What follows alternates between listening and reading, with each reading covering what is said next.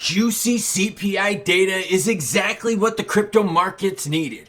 XRP and XLM did move on the news, but unfortunately the lies about the ETF prevail.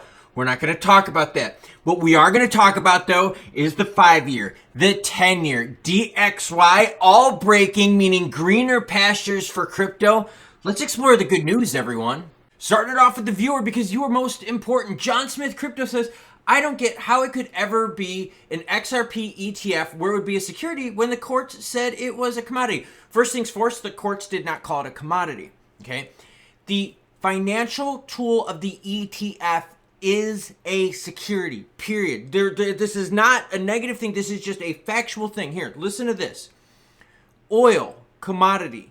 Gold, commodity.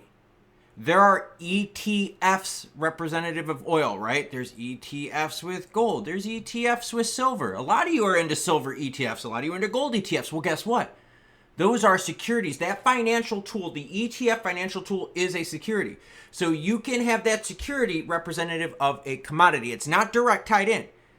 You got the commodity, and then you got the ETF, which is a separate financial tool, which is, representation of this over here, right? Like it's mimicking or doing something with this over here. Gold, commodity. Gold ETF, always a security. Good question, though. All right, let's start off with the juicy good data.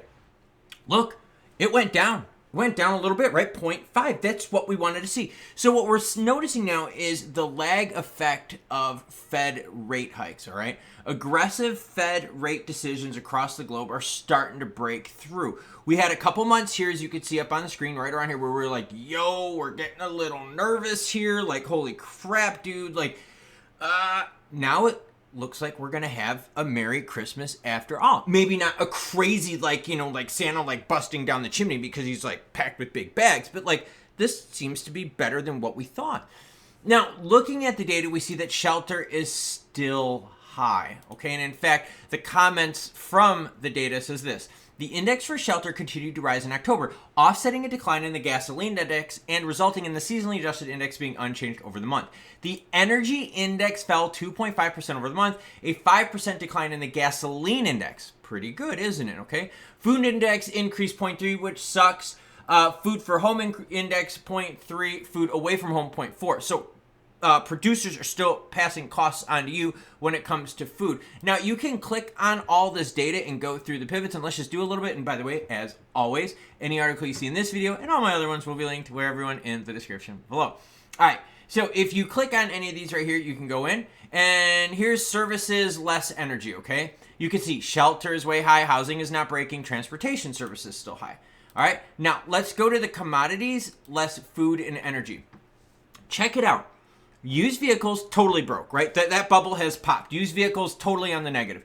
New vehicles, though, definitely cooling off, but haven't popped. We're not popping negative yet, all right? Tobacco, still charging you for the sin tax action right there. Alcohol, still up a bunch. And you've got medical care stuff, 4.7%, all right? So now you go to energy. This is where you can see the big relief coming. Energy commodities down, energy services down, all right? That is good to see. Thing, though, with food away from home. That's a big one, all right? That is them passing their costs onto you. You're going to see that reflective in the PPI report, which is going to be happening shortly. Now, food at home, you still see grains, cereal-related products up high, 4.2%. You're looking at other food at home, 3.6 on the overall, 3.3 non-alcoholic beverages. So beverages still up. Eggs and dairy look to be breaking, which is super nice. Now, when this data was released, we did see some things happen with XRP and XLM. This candlestick right here, that was on the data. We watched it. The market reaction was like, oh, this is good. XLM, that's this candlestick right here. Now, this downward negative action, that's just ETF fake news. All right, that's the problem. That's what happens when you create fake news, hoping to pump the market so you get some exit liquidity and screw people over and market manipulate. You erase the good news. The reason there's good news is because guess what? Check that juicy action out. That's the 5-year. That 5-year just boom on that news. Just took a tanking. Look at the 10-year. Yes, 10-year down. That is exactly what we wanted to see, a break like this. So if we get month after month of data like this, where we see more of these items starting to break. All right. Hey, dairy and all that. You remember dairy was freaking through the roof for a long time now. You're seeing dairy break. This is awesome. We've seen it in vehicles. We're seeing it in energy starting to break. This is great news, everyone. Seeing the 5-year, seeing the 10-year break. The more good news like we get like this, the more central banks don't have to raise their rates, which means all of a sudden after a while, we could even start lowering rates. Now, yes, was the move that you saw right here on this candlestick, was it overshadowed by the rest of the FUD in the market? Yes. Yes, yes, yes, yes, yes. Now, one of the things I want to share with you is how painful lies can become. Because I want you to see that before the fake story, right? Right before it happened, we were right at that 65.1. We are now at 64.3. Which means less than 24 hours later, the market has seen through the lies, market has seen through the BS, and is now valuing it even less, erasing amazing economic data that pumped the stock market initially up over 300 points. Global markets reacting as well. The 5-year, the 10-year just plummeting based on this, going, yes, relief for all of us. Individual candlesticks I showed you of the news itself gets erased from what, everyone? Gets erased by lies. That's why I cite all my articles in the description below so that you can follow along, so that there isn't any speculative garbage. The sad thing is, though, is now when you do the same thing with XLM, you can see that right before the move, XLM was at 12.2, now at 11.9. So again, valued less after the BS move. A BS move that went up in, 25 minutes and down in, 15? So the damage, damage done by BS news, but you know what? It's not today. Today is about things breaking. Today is about the data just looking better and better and better. And as we start seeing more of these reports come out, because remember, you got PPI data coming out, you got UK, you got Eurozone. I did a whole bunch of videos on it, all right, which I'll have linked at the end.